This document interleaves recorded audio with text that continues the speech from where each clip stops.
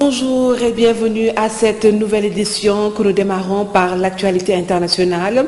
La secte islamiste Boko Haram a revendiqué une dernière série d'attaques ayant visé des chrétiens au Nigeria et qui ont fait plus d'une vingtaine de morts depuis vendredi, 2 jours après l'expiration de son ultimatum aux chrétiens pour qu'ils quittent le nord du pays. La plus violente de ces attaques a fait 17 morts vendredi à Mubi, dans le nord-est, quand des hommes armés ont ouvert le feu sur un rassemblement de chrétiens selon des témoins. Les victimes étaient venues rendre visite à des proches de 2 à 5 personnes assassinées la veille par des inconnus. Toujours dans le nord du pays, une autre attaque a visé jeudi soir des fidèles réunis en prière dans une église de la localité de Gombe. Les assaillants ont ouvert le feu sur les fidèles, tuant 6 personnes. Une autre attaque qui n'a pas été revendiquée a été perpétrée vendredi soir par des hommes armés dans une église à Yola, faisant au moins 8 morts et un nombre de blessés indéterminé parmi les fidèles.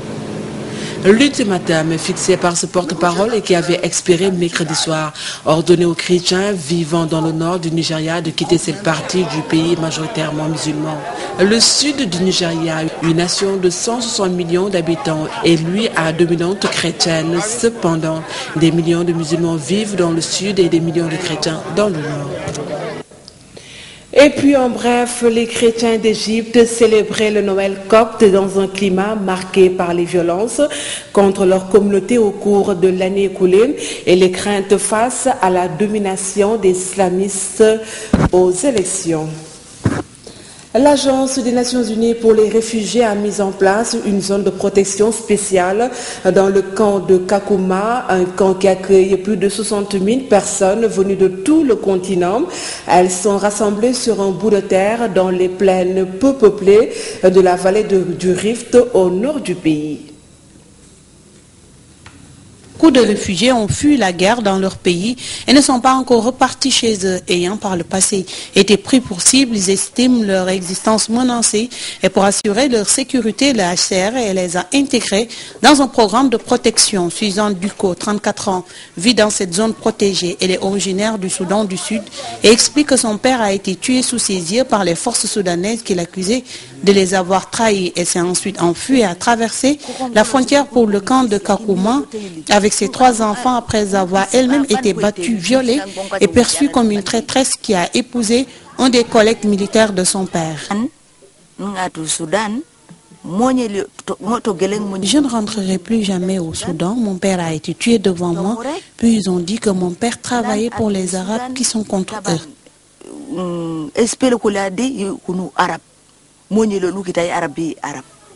Des personnes de différentes nationalités et croyances sont représentées ici. On leur demande de signer un code de conduite pour les encourager à traiter leurs voisins avec respect. La zone protégée est un espace isolé. C'est une zone qui a été désignée par le HCR pour accueillir les personnes exposées à l'insécurité des communautés où elles avaient été placées. C'est un espace situé près d'un poste de police et surveillé par des forces de sécurité. Lorsque le Soudan du Sud s'est séparé du Nord et proclamé son indépendance l'année dernière, beaucoup ont fêté leur liberté et leur droit de reprendre en main la destinée de leur pays. Mais les nationaux dans la zone protégée comme Suzanne ne se sentent pas concernés. Le Soudan est maintenant indépendant après le référendum, mais la paix qu'ils ont est la leur. C'est eux qui en profiteront, pas moi. Je mourrai ici. Comme beaucoup de réfugiés, Ducot espère que ses enfants et elle pourront s'installer en Afrique du Sud ou en Europe un jour et avoir une chance de reconstruire leur vie sans avoir à s'inquiéter de nouveau pour leur sécurité. Le Soudan du Sud tente encore de se reconstruire et de traiter la question des rebelles et des affrontements qui ont tué 1000 personnes ces derniers mois après des expéditions punitives suite à des vols de bétail. À Diabité, nous nous rendons en Syrie, la Syrie qui a promis de frapper d'une main de fer après un attentat suicide imputé par les autorités à des terroristes et par des opposants au régime qui a fait au moins 26 morts dans un quartier historique du centre de Damas, 2 semaines après une attaque similaire. 17 civils ont été tués par les forces de sécurité à travers le pays, où des dizaines de milliers de personnes ont manifesté pour réclamer que l'ONU intervienne pour faire cesser la répression sanglante de la révolte contre le régime de Bachar al-Assad. Un kamikaze s'est fait exploser aux alentours de 10h55 dans le quartier de Midan à Damas, un quartier densément peuplé faisant 26 morts et 63 blessés, selon l'agence de presse officielle Sana en citant le ministre de l'Intérieur. La télévision syrienne a diffusé des images des lieux, restes de corps, gravats jonchant le sol, flaques de sang et voitures calcinées aux vitres brisées. Elle a aussi annoncé des funérailles officielles et populaires ce samedi après la prière de l'après-midi à la mosquée Hassan à Midan. Le ministère a prévenu dans un communiqué que la Syrie allait frapper d'une main de fer tout ce qui veut nuire à la patrie. Le parti Baas au pouvoir a affirmé que l'État était un acte terroriste faisant partie du complot ourdi contre la Syrie et qu'il coïncidait avec des déclarations faites par des symboles de l'opposition syrienne et par des responsables français et américains. Le Hezbollah libanais, allié de la Syrie, a accusé les États-Unis d'être derrière l'attentat. L'actualité internationale nous mène également en Libye. Le port pétrolier d'Al-Cèdre a repris ses activités. Le terminal avait cessé ses opérations plusieurs mois pendant le soulèvement de Mouammar Kadhafi. Le port d'Al-Cèdre avait interrompu ses exportations le 9 mars 2011 après avoir essuyé une attaque des forces de Kadhafi. Le dernier volume exporté sous l'ère Kadhafi était de 704 000 barils, 911 en destination de l'Italie. Ahmed Ammar, président du comité de gestion à la société pétrolière Oasis, soutient que le port pétrolier a pu reprendre ses activités malgré les nombreux dégâts causés par les bombardements des forces pro-Kadhafi. Le port d'Al-Cèdre est un port pétrolier équipé pour exporter le pétrole depuis les champs de la compagnie Oasis. Les installations du port ont été détruites, notamment la zone dans laquelle nous nous trouvons. Certains réservoirs de pétrole ont été détruits également. Aujourd'hui, nous sommes en mesure de recevoir le premier bateau et nous pouvons exporter le brut via le port d'Al-Cèdre, malgré quelques difficultés que rencontre l'équipage.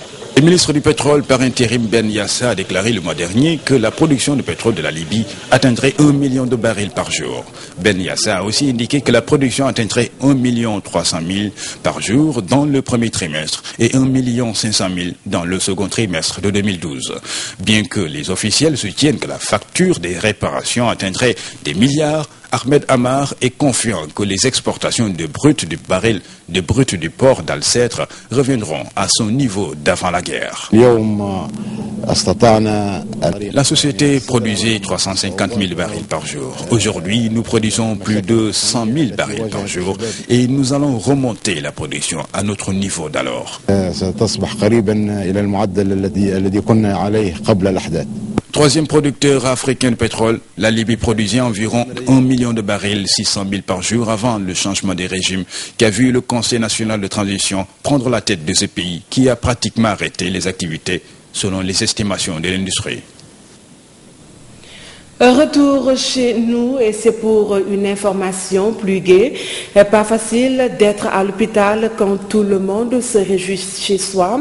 Les petits malades hospitalisés à Albert Royer ont eu aussi des moments de bonheur grâce à l'association Al-Nabi qui a misé sur les cadeaux pour égayer la journée de ces enfants malades, nous dit notre reporter Fatou Bintou Diagne.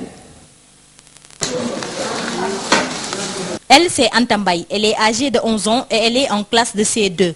Drépanocytaire, Anta est hospitalisée à l'hôpital des enfants Albert Royer.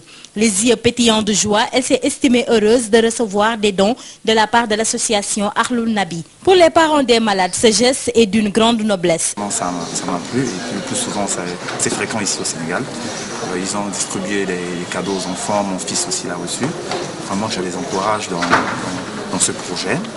Pour Eloufal, initiateur du projet Ahlul Nabi, aider son prochain est un devoir. Et selon lui, redonner le sourire à un enfant n'a pas de prix.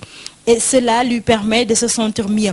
Le choix de l'hôpital n'est pas fortuit. Sentiment de bonheur, hein? C'est un sentiment de bonheur, un sentiment de partage, un sentiment de solidarité. Et le sentiment, c'est une fierté, hein? C'est un bonheur total.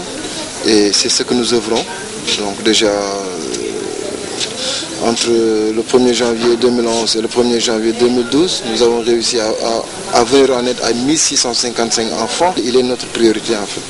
Parce que les enfants sont là et ils ont vraiment besoin de notre soutien. Pour le représentant de la directrice du centre, ce geste est plus que bénéfique pour les enfants. Et la structure y gagne à tous les prix car l'État ne peut pas tout faire. C'est une mission qui est une mission noble, le fait de faire un geste en l'endroit des enfants. Constitue pour nous un geste grand, fort. Dans la mesure où ça contribue à vraiment une meilleure prise en charge de ces enfants ici au Sparel. Même si l'État a la mission de service public, il est difficile pour lui de satisfaire toutes les demandes sociales. Le soutien de tout un chacun est évidemment le bienvenu, aussi moindre soit-il, pour permettre à ces petits anges de retrouver le sourire. Fatou Bintou Diagne, les petits gestes aux grands effets. Sans transition, une journée sans femmes en prison, tel est le souhait du président de la République, Maître Abdoulaye Wade, qui a décidé de gracier les femmes qui ont des peines légères et de libérer d'autres qui ont des peines lourdes pendant 48 heures. Une décision contestée par les organisations des droits de l'homme qui qualifient cet acte de discrimination. Mariam Bengue-Faye et Sylvain pour le reportage. Des membres des organisations des droits de l'homme ont réagi à la décision du chef de l'État de gracier les femmes du 19 janvier à partir de 0h au 21 janvier. Si pour certains les raisons sont multiples, d'autres se posent beaucoup de questions quant au choix porté sur les femmes. C'est une décision qui nous surprend et qui nous pose plusieurs problèmes, même si de prime abord on peut considérer que c'est une très bonne décision. Elle nous pose des problèmes par son caractère discriminatoire. Nous estimons qu'une telle mesure ne doit pas seulement viser les femmes, mais viser également les détenus hommes. Parce que même si on acceptait que les femmes constituent une couche vulnérable, parmi les détenus hommes également, il y a des personnes vulnérables. Vous avez toutes ces personnes handicapées, ces personnes atteintes de maladies chroniques qui sont dans les prisons et qui auraient pu bénéficier de cette mesure-là. Le président de la République a le droit de gracier, mais il revient au juge d'aménager les peines. Cette décision est donc qualifiée d'empiètement sur le fonctionnement de la justice. Au-delà de son pouvoir de grâce, il dit que les femmes qui sont en détention provisoire ou celles même qui bénéficient d'une peine qui ne relèverait pas, qui ne serait pas éligible à cette grâce, soient libérées ne serait-ce que 48 heures. Or, pour cela, il faut d'abord l'autorisation de la maison d'arrêt, mais pour les femmes qui sont en détention provisoire, nous savons qu'on a besoin de l'autorisation du juge d'instruction en charge du dossier pour accorder cette possibilité de sortie momentanément. Il faut également que la maison d'arrêt dispose suffisamment d'éléments pour assurer la représentation de la personne qui bénéficie de cette sortie momentanée. À un mois des élections présidentielles, les politiciens font des pieds et des mains pour avoir le maximum d'électeurs. Ce qui pousse d'aucuns à penser que c'est pour atteindre l'électorat féminin que Maître Abdoulaye Wade a entrepris cette démarche. Le contexte dans lequel ces actes sont posés, les calculs qui sont derrière sont évidents. Le président courtise l'électorat féminin, qui constitue la majorité de l'électorat dans ce pays. On aime bien dire que la gente féminine constitue le bétail électoral dans ce pays. Tous les partis politiques aujourd'hui veulent, n'est-ce pas, avoir les faveurs de l'électorat féminin. Cette décision présidentielle risque de provoquer certaines complications. Au-delà donc de ces problèmes de fond, il y a le problème de la faisabilité de cette libération-là. Nous savons que parmi les détenus, il y a des personnes qui ont commis des crimes graves, des personnes qui sont condamnées à des peines très lourdes. Est-ce que ces personnes-là, une fois qu'elles seront libérées, reviendront volontiers dans leur lieu de détention pour purger des peines très longues? Cela pose problème. Acte de bonne foi ou acte de propagande, chacun se fera son opinion. Mais ce débat en pose d'autres, ceux de l'insertion de ces femmes dans la société après la prison, mais également la nécessité de mettre les prisons sénégalaises aux normes internationales du point de vue de la prise en charge sanitaire, de l'amélioration des conditions de vie, entre autres. Mariam Bengue-Faye, la grande majorité des agents de l'État ont accueilli avec joie la décision du chef de l'État d'augmenter les salaires. C'est une source de motivation pour certains travailleurs. D'autres ont souhaité que des mesures soient prises pour diminuer la cherté de la vie.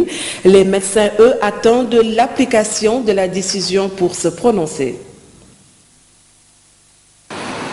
La plupart des travailleurs rencontrés a salué la décision du chef de l'État d'augmenter les salaires. C'est une nouvelle source de motivation. Je crois que ça c'est une bonne décision parce que les fonctionnaires aussi travaillent pour l'État, ils sont au service de l'État. Donc si on décide d'augmenter le salaire, je crois que ça ne peut être qu'une source de motivation pour les pousser davantage à mieux travailler. Cet agent du ministère de l'Éducation nationale déplore toutefois le fait que l'on augmente les salaires d'une certaine catégorie de travailleurs et que l'on laisse en rade les autres. On ne doit pas faire les choses à la légère. L'État, c'est une chose très sérieuse.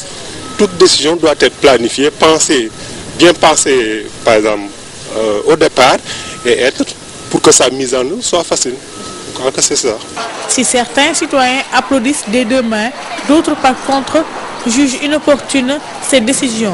Pour Issa Mbaye, la priorité des Sénégalais est ailleurs. Il a commencé avec les magistrats. Aujourd'hui, on parle des médecins, des fonctionnaires. Mais je pense qu'il y a des mesures beaucoup plus opportunes, c'est de baisser le coût de la vie, de réduire la souffrance des Sénégalais. Et ce dont on parle, les fonctionnaires en auraient bénéficié. Pour ce qui est des médecins, le SAMES, syndicat autonome des médecins du Sénégal, attend que la décision d'augmenter les salaires des médecins se traduise en actes. Tout à fait autre chose, le nouveau code électoral interdit toute propagande déguisée ayant pour support les médias nationaux, publics et privés durant les 30 jours précédant l'ouverture officielle de la campagne électorale. Cette mesure a pris effet hier, vendredi 6 janvier, et se poursuivra jusqu'au 4 février. Comment les médias audiovisuels comptent faire pour ne pas enfreindre cette réglementation? Les radios et télévisions qui ont l'habitude de traiter des questions politiques sont-elles assez outillées pour la pleine application de cette mesure? Voici les éléments de réponse avec notre reporter Ramatoulaye Diankaba. Durant la période du 6 janvier au 4 février, les médias sont invités à plus de vigilance par rapport aux déclarations des hommes politiques. Les acteurs médiatiques devraient faire le distinguo entre l'information et la propagande. À la RFM, on nous assure que le personnel a été sensibilisé sur le traitement de l'information politique. On ne va pas s'alarmer par rapport à cette décision du CNRA qui est basée sur la loi. Au niveau de RFM, nous avons pris les dispositions nécessaires pour ne pas tomber sous le coup de la loi. Tout simplement en sensibilisant nos reporters, en sensibilisant nos correspondants, qu'ils sachent ce qui est propagande et ce qui est information. Parce que, à mon sens, il y a une très grande différence. Le rédacteur en chef de la 2STV compte appliquer cette mesure, mais ne comprend pas son opportunité, d'autant plus qu'il ne reste que moins de 2 mois avant l'élection présidentielle. Il suggère à l'avenir de réduire cette période d'1 mois à 1 semaine. Nous comptons aussi vraiment respecter la décision du CNRA et nous avons pris aussi beaucoup de mesures. Nous n'accepterons pas aussi des propagandes déguisées. Nous ne sommes plus qu'à 2 mois de la présidentielle. Vous voyez? Alors, tout en étant à 2 mois de la présidentielle, rester 1 mois sans parler donc des activités politiques ni recevoir des candidats, c'est pas facile. Il serait souhaitable si le CNRA à l'avenir pouvait diminuer un peu cette période, c'est-à-dire la réduire jusqu'à 1 semaine. Pour nous, on se dit que ce serait mieux parce qu'on ne sait pas trop bien ce que vise cette décision. Qu'est-ce que cela vise? Quelles sont les conséquences? Pourquoi vouloir subitement marquer? En situation de direct, les journalistes ne peuvent pas toujours contrôler ou canaliser ce que disent leurs invités. Certains hommes politiques seraient peut-être tentés d'exploiter cette brèche lors des émissions auxquelles ils seront invités. Ce sont les aléas du direct. Parfois, vous êtes en direct, il peut se passer des choses que vous ne maîtrisez pas. Mais je pense là, c'est moins grave. Mais si on sensibilise les personnes qui viennent à l'émission pour parler de leur programme, leur demander d'éviter de faire de la propagande, je pense que c'est important. Et veiller aussi à ce qu'il y ait équilibre dans ce que nous faisons. Le Conseil national de régulation de l'audiovisuel, CNRA, rappelle que les médias publics ou privés de l'audiovisuel, de la presse écrite ou utilisant tout autre support qui traite de la campagne sont tenus au respect rigoureux des règles d'équité et d'équilibre dans le traitement des activités des candidats ou listes de candidats pendant la campagne électorale. Hier vendredi s'est tenue une rencontre officielle qui a permis de mettre en place le comité de pilotage du projet de dépollution de la baie de Han. Cette rencontre a été initiée par le ministère de l'Urbanisme et de l'Assainissement en collaboration avec le ministère de l'Environnement. Jadis considérée comme l'une des plus belles plages au monde, la baie de Han a atteint une situation de dégradation avancée de nos jours. Le gouvernement sénégalais, soutenu en cela par ses partenaires économiques européens, a décidé de prendre à bras le corps cette épineuse question d'insalubrité. C'est complexe, ambitieux et néanmoins incontournable, destiné à réduire la forte pollution du milieu maritime et littoral de la baie et ainsi apporter une réponse à ses conséquences, qu'elles soient économiques, sociales ou environnementales. Ambitieux, ce projet est à plus d'un titre. C'est tout d'abord un projet d'une forte complexité technique. Il fait intervenir depuis 2005 de nombreux bureaux d'études internationaux dans des domaines très complexes et très pointus. Le caractère innovant du projet de dépollution, inédit en Afrique de l'Ouest, rend ces études techniques d'envergure incontournables mais passionnantes. Ce projet est également ambitieux par sa transversalité, car elle réunit et met autour de la table des acteurs qui n'ont pas vocation habituellement à travailler ensemble. Ainsi, plus de 30 milliards de francs CFA seront dégagés et injectés dans le projet de dépollution de cette baie de Han. Et le ministre de l'Urbanisme et de l'Assainissement, Bekay Diop, plaide pour une implication de tous les acteurs à la base et recommande la démarche participative. Nous avons nos partenaires qui sont décidés à nous appuyer, à nous aider, afin que la baie soit dépolluée et protégée. Pour ce faire, nous avons besoin de vous. Nous avons besoin de vous pour nous aider à faire comprendre à tous, habitants, industriels, et tous ceux-là qui, d'une manière ou d'une autre, vont au niveau de la baie, ou habitent dans les environs de la baie, ou travaillent dans les environs de la baie, que nous avons intérêt à ce que cette baie-là soit bien entretenue, qu'elle soit dépolluée, et que nous évitions pour le futur. Pour mieux se pencher sur la délicatesse et la quintessence de ce problème, un projet de 2 ans sera mis en place et le début des travaux et la mise en œuvre sont prévus à l'horizon de l'année 2013 pour traiter la problématique des eaux usées industrielles et domestiques non traitées. Mais déjà, les difficultés se dressent, telle une montagne infranchissable. Aujourd'hui, un manque de terrain, c'est qu'on a voulu anticiper sur les problèmes éventuels. Aujourd'hui, comme je l'ai rappelé, le projet devrait démarrer en 2013, mais il ne faut pas qu'on attende le début du projet pour poser les problèmes. On a identifié quelques difficultés qui pourraient se poser dans la mise en œuvre du projet, notamment la mise à disposition d'une assiette foncière assez suffisante. Et aujourd'hui, nous avons saisi les autorités et je crois que le ministre a pris les engagements nécessaires pour nous aider à disposer de cette assiette qui devra permettre d'abriter la station d'épuration envisagée dans ce projet. Ainsi donc, l'avenir de la baie de Han se joue entre les mains des experts qui vont se réunir en comité de pilotage. D'ailleurs, la cérémonie officielle de mise en place s'est déjà tenue sous la présidence du ministre de l'Urbanisme et de l'Assainissement. Le dit comité de pilotage aura donc pour mission de dépolluer cette ouverture maritime pour qu'enfin, cette belle plage de la capitale puisse retrouver sa beauté d'antan. Nous terminons avec le sport. La Ligue sénégalaise de football professionnel prépare activement la 3e édition Sargal Foot Pro. La cérémonie est prévue le 14 janvier. Lors de cette rencontre qui a pour objectif de récompenser les meilleurs acteurs qui se sont distingués au championnat des Ligues 1 et 2 du Sénégal.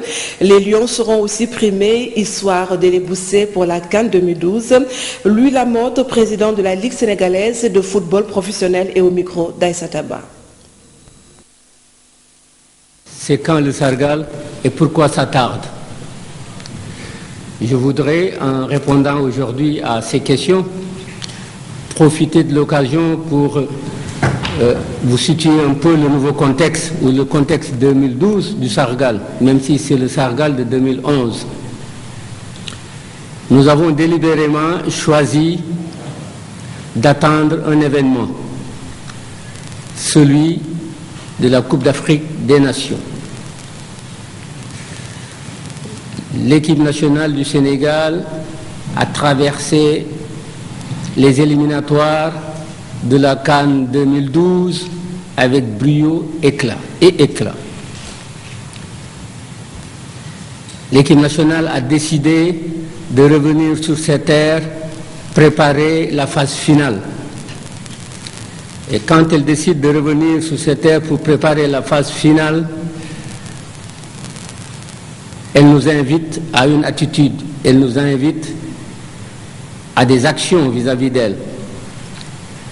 La Ligue sénégalaise de football professionnel, qui est le dépositaire du football d'élite au Sénégal, est parmi ceux qui sont les premiers interpellés. Et nous avons ainsi décidé de placer ce sargal sous le sceau et à l'intention des Lions de la Teranga. C'est la fin de cette édition. Merci de votre fidélité. Merci également à toute l'équipe qui a permis sa réalisation. Restez quand même avec nous. L'information se poursuit sur KN Info News et sur son site. Et surtout, excellent week-end. Au revoir.